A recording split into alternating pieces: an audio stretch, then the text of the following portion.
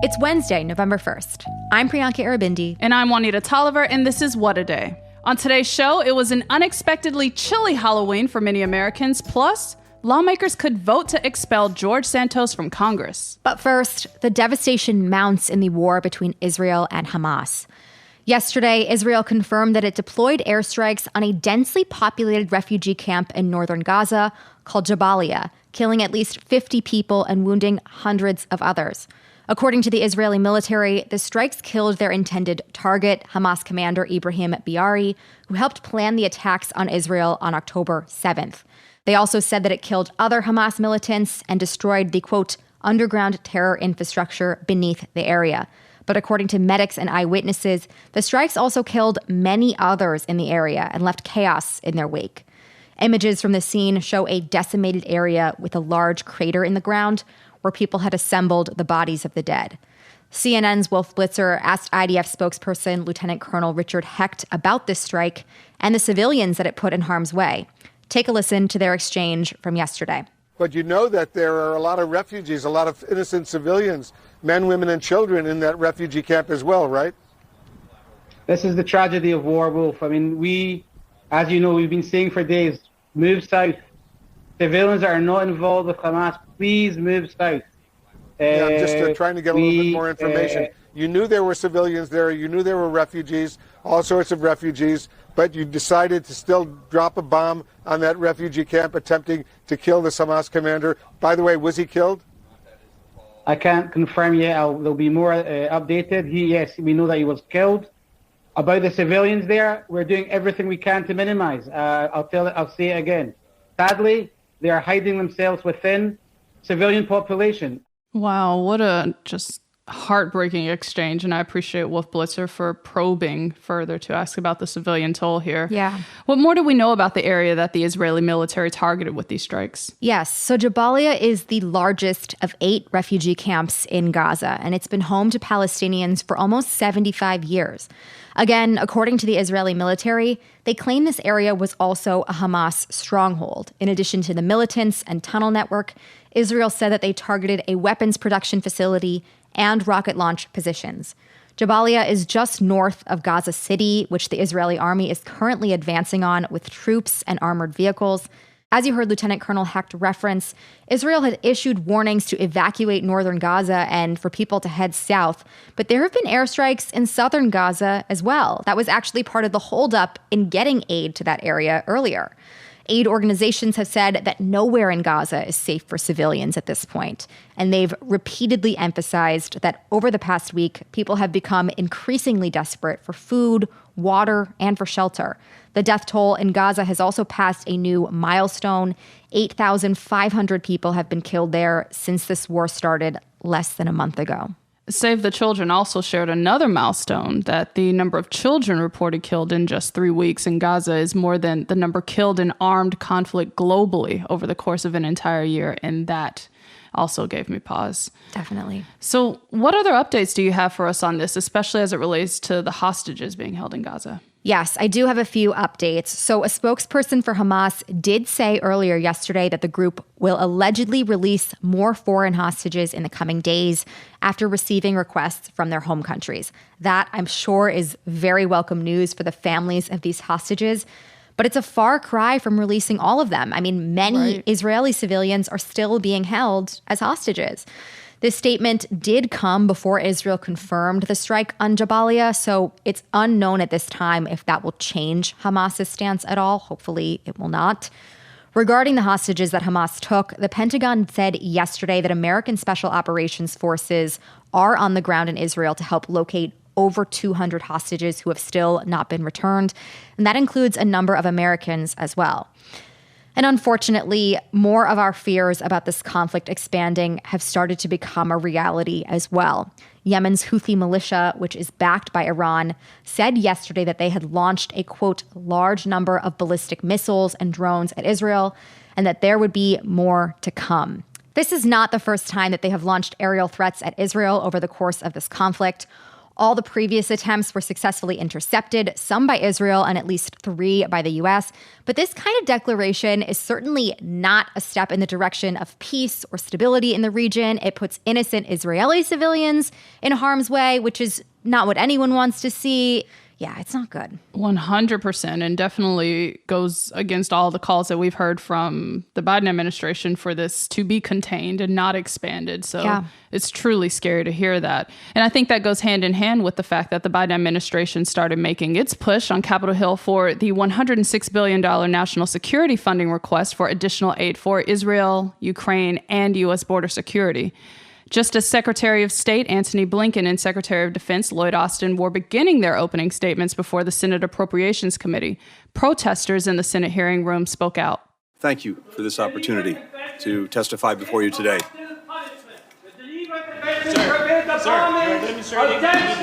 Populated areas.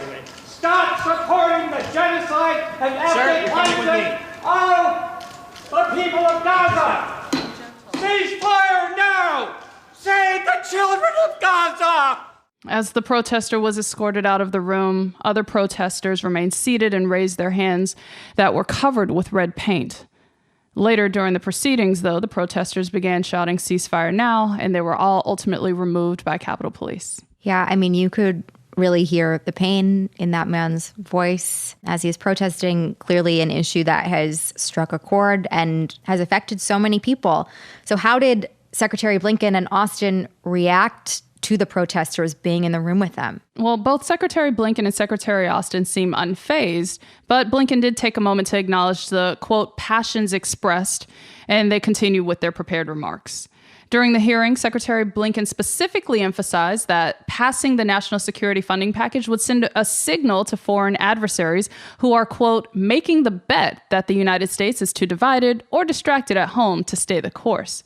Secretary Austin also made a prediction about Russia's invasion of Ukraine when he said, quote, sooner or later, Putin will challenge NATO and we will find ourselves in a shooting war.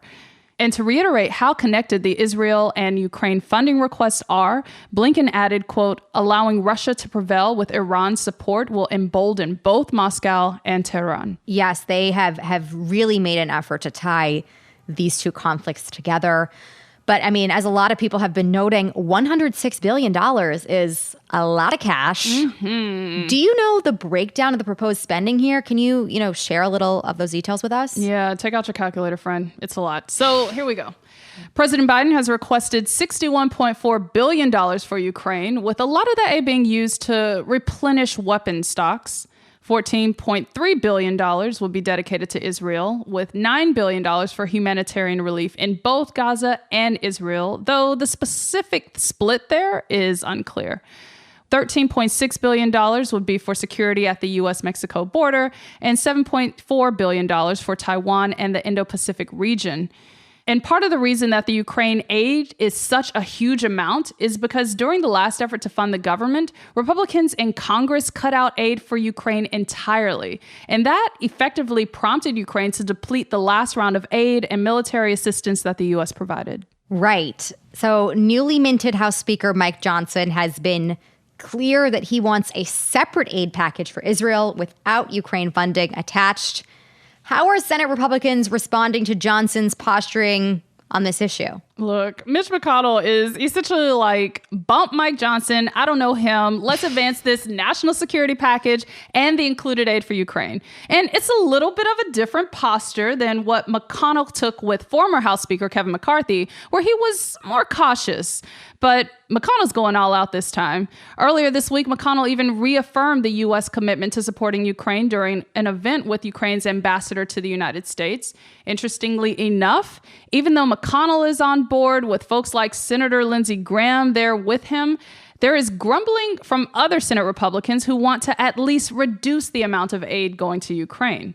To make matters worse, House Speaker Johnson faced bipartisan backlash after presenting an Israel-specific funding bill that also called for cuts to the Internal Revenue Service. Like, make it make sense. What are you doing? Read the room. Senate Republicans, Senate Democrats, and the White House all shut this idea down and called it a non-starter, but that's not going to deter Johnson, who is looking to hold a vote on Friday.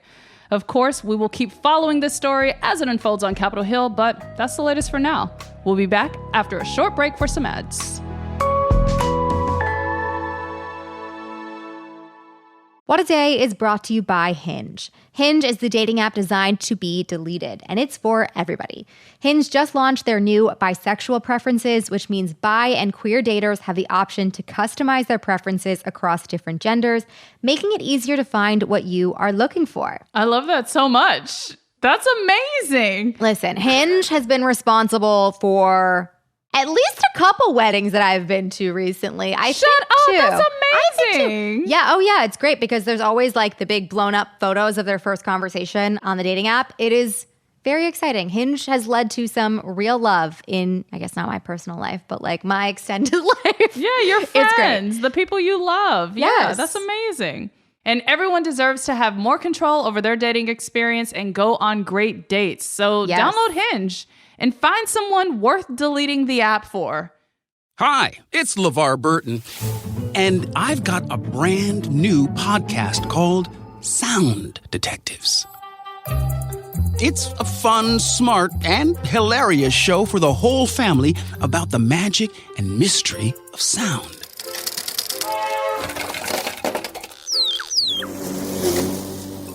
Did you hear that? In this world, sounds like these have gone mysteriously missing. We've got our detective. Hunch is the name, and you can call me Detective Hunch. And we've got his new sidekick, Audie the Ear. It's me, Audie. I'm an ear. Join the Sound Detectives as they travel the globe, track down missing sounds, and find the nefarious sound swindler. Okay, I admit it, our detectives will make some wrong guesses along the way. Like a tiny dinosaur, kind of walking and moving its head forward, making a And it reminds me of something. When you have too many beans. What sound does a motorboat make when you're having a great time? Woo! I told you they'd have some wrong guesses, but when we do solve that sound mystery, you're gonna know it. If we're right, Hunch, we'll hear that magical swoosh. Sweet, sweet swoosh. We're also going to meet some pretty interesting people along the way who will tell us about these sounds. You get all kinds of neat glupping and glurping and burping. It has this sort of nice, delightful crunch. It's like a loud squealing. When you hear that. This is like a symphony, and there's not even any music. Join Audie the Ear and Detective Hunch as they return the mystery sounds before the world falls silent. And that's all with a little help from yours truly. Listen to Sound Detectives wherever you get your podcasts. Sound good to you? Sounds great to me. Meiomi is a big, full-flavored wine, perfect for the moments in life when we're living most fully. Meiomi uses the best that coastal California has to offer, creating Pinot Noir, Cabernet Sauvignon, Chardonnay, Red Blend, and Meiomi Bright, a lower-alcohol Pinot Noir. Full flavor, fully captivating. Discover Meiomi's unrivaled taste at shopmeiomi.com. That's shop, MEIOMI.com to find our wines at a store near you. Meiomi, to the fullest. Please enjoy responsibly. Meiomi Wines of Campo, California. Let's get to some headlines. Headlines.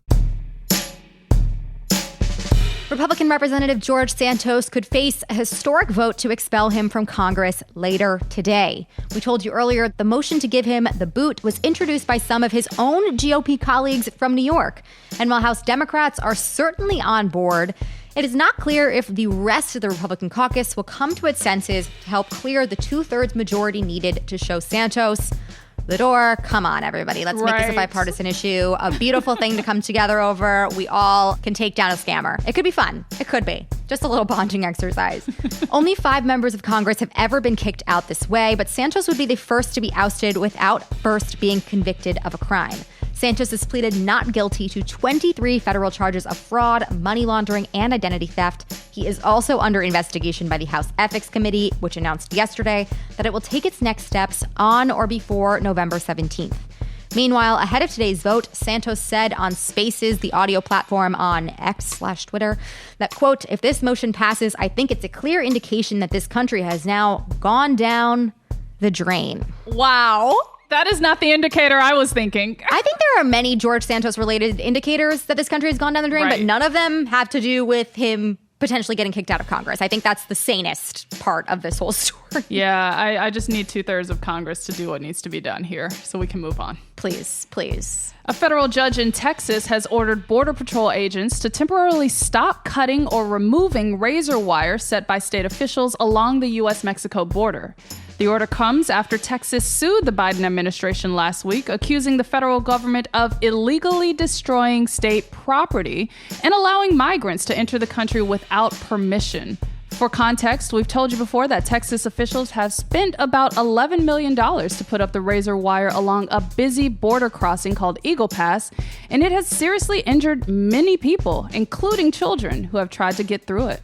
Texas Governor Greg Abbott has also ordered the installation of floating barriers in the Rio Grande, bust thousands of migrants out of the state, and could soon sign a law giving state police the authority to arrest migrants and order them to leave the country. I feel like the inhumanity just keeps jumping. Add on a layer of racial profiling that will only emerge from this new practice they're proposing next. Yeah. The restraining order against taking down the razor wire will remain in effect until November 13th, and a hearing on the case is set for next Tuesday. And over in Michigan, state prosecutors say that they can no longer pursue criminal charges against former Governor Rick Snyder and other former state officials for their role in the 2014 Flint water crisis. That is because Michigan's Supreme Court declined to hear an appeal made earlier this year that would have reopened the case against Snyder and others. Snyder, who was governor at the time of the crisis, had been charged with 2 misdemeanor counts of willful neglect of duty. In a joint statement, prosecutors said of the court's decision, quote, our Supreme Court has put the final nail in the coffin of the Flint water prosecutions. Our disappointment in the Michigan Supreme Court is exceeded only by our sorrow for the people of Flint. The prosecution team said that it will deliver a full report on its findings sometime next year. It really is just injustice after injustice for these people of Flint. Literally no accountability, no clean water. I checked Little Miss Flint's page. They still don't have clean water in Flint, but nothing is going to come of this scandal with Governor Snyder. Moving on to some updates on the fight for abortion access, Ohio voters have until November 7th to decide whether to codify the right to the procedure in the state's constitution. But state Republicans, as always, are doing everything they can to make that process harder. We recently learned that Ohio's Secretary of State quietly canceled the registration of nearly 27,000 supposedly inactive voters. To be considered active, voters must confirm their registration or have voted in the last 4 years. And the cutoff to re-register in time for this upcoming election was October 10th. So these people are just being disenfranchised casually. Totally, in the dark, after they have an opportunity to do anything about it. It's completely unfair. But we do have some good news to share about abortion access elsewhere. In Kansas, a state judge ruled that officials there cannot enforce laws that discourage anyone from seeking an abortion. These include an older law forcing patients to wait 24 hours before the procedure, and more recent rules that require providers to tell patients that medication abortion can be reversed, which is completely false. Yeah, what? Yeah, it's just casual misinformation about basic health care, but okay. The judge said that such restrictions infringe on the right to bodily autonomy and the right to free speech for abortion providers. The order will stay in place until a trial in the case begins next year. And finally, it was a very chilly Halloween for many trick-or-treaters last night. That is because a strong and very spooky cold front swept across the country, hitting especially hard in the Midwest and East Coast. Maybe this is why it's called a cold spell. Yikes, but I love this song. I love it. Big yikes. Big yikes. In any event, temperatures in some areas were as much as 30 degrees below average for this time of year. This is not a hot time of year, so that is not good. The Twin Cities woke up yesterday morning to over 2.5 inches of Halloween snow. Juanita's probably thrilled. Juanita is ready for Christmas. I can't wait. I'm on the side of the trick-or-treaters, though. I am just like justice for the trick-or-treaters. They needed one night, and this did not need to happen. They had 80 degrees last week. Give me the snow, please. Thank you. Not 80 degrees when they're trying to get candy. Anyways, through yesterday's peak trick-or-treating time, conditions range from chilly to downright bone-chilling as 120 million Americans were under freeze watches or warnings. So all of this really begs the question, when is it too early to start decorating for Christmas? Because to me, snow on the ground means that Mariah Carey will materialize. Those are just the rules. I wish I could sing, because if I could, I'd sing, "It's time, y'all!" Yes. I mean, you nailed it. I don't have the whistle tones, but... No one has the whistle tones. No one could do it. Juanita's buzzing. I'm on the side of the trick-or-treaters. I remember what it felt like to be a child in Chicago, trick-or-treating in the frigid cold. Probably wasn't even that bad. I'm 8 years old. Anything is probably cold. But I feel bad for these kids. I hope they still got their candy. Is it bad that I'm bump these kids? He's like, yeah, whatever. Make room for the tree. And those are the headlines. One more thing before we go. The holidays are coming up, and it's not just me saying it now, because the Crooked Store has everything you need to get festive, which I know is everyone's first priority. What better way to say thank God 2023 is almost over than with an indictment-inspired ornament to remember this year? I don't want to remember the year, but okay. No, delete it. There's also a bunch of cozy sweaters, which I can personally vouch for because I love my Crooked Christmas sweater. I was actually wearing it yesterday, in the festive mood already. These cozy sweaters are perfect for that family holiday party where your conservative cousin is going to try to argue with you. Head to crooked.com/store to shop today. That is all for today. If you like the show, make sure you subscribe, leave a review, and tell your friends to listen. What A Day is also a nightly newsletter. Check it out and subscribe at crooked.com/subscribe. I'm Juanita Tolliver. And I'm Priyanka Arabindi.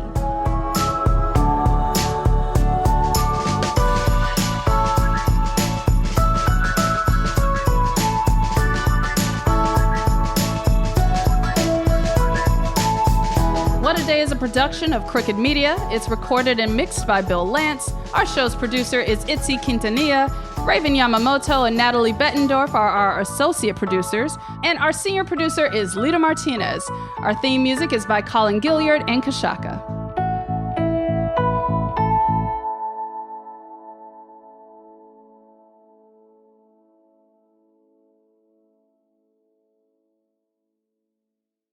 Pandora makes it easy for you to find your favorite music. Discover new artists and genres by selecting any song or album, and we'll make you a personalized station for free. Download on the Apple App Store or Google Play and enjoy the soundtrack to your life. Meiomi is a big, full-flavored wine perfect for the moments in life when we're living most fully. Meiomi uses the best that coastal California has to offer, creating Pinot Noir, Cabernet Sauvignon, Chardonnay, Red Blend, and Meiomi Bright, a lower alcohol Pinot Noir. Full flavor, fully captivating. Discover Meiomi's unrivaled taste at shopmeiomi.com. That's shop, MEIOMI.com to find our wines at a store near you. Meiomi, to the fullest. Please enjoy responsibly. Meiomi Wines of Campo, California.